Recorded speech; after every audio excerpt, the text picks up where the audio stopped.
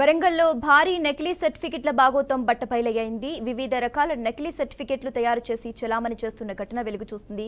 వరంగల్ తహసీల్దార్ సంతకం ఫోర్జరీ చేసి నకిలీ స్టాంపులతో సుమారు 640 సర్టిఫికెట్లను నిందితుడు సతీష్ తయారు చేసినట్లు ఫిర్యాదు వచ్చింది. దీంతో మట్టేవాడ పోలీసులు కేసు నమోదు చేసి దర్యాప్తు చేపట్టారు. పరారీలో ఉన్న నిందితుడు సతీష్ కోసం పోలీసులు గాలిస్తున్నారు.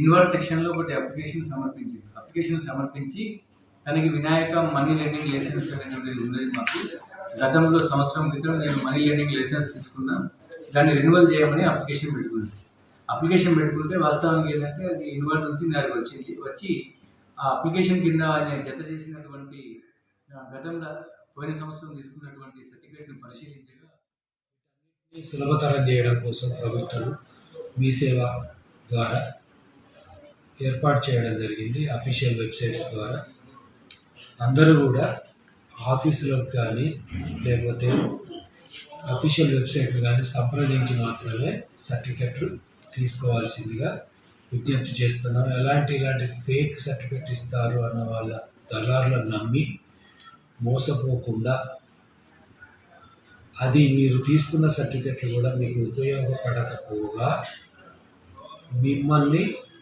చాలా ఇబ్బందులకు గురి చేస్తుంది. ఇలా ఫేక్ సర్టిఫికెట్లు తీసుకున్న వారిలో కొంతమంది ఆ సర్టిఫికెట్లతో కూడా హైకోర్టు వరకు ప్రభుత్వాధికారులను తీసుకెళ్తున్నట్టు, హైకోర్టు చుట్టూ తిప్పిస్తున్నట్టు కూడా మా దృష్టికి వచ్చింది. దీని విషయం కూడా లోతుగా దర్యాప్తు చేయడానికి మా మటివాడ ఎస్ఐ గారు సాంబయ్య గారి నేతృత్వంలో ప్రత్యేకంగా ఒక టీం ఏర్పాటు చేయడం జరిగింది. మా యొక్క గౌరవనీయులైన సిపి గారు, డీసీపీ గారు, ఏసీపీ గారు ఆదేశాలు.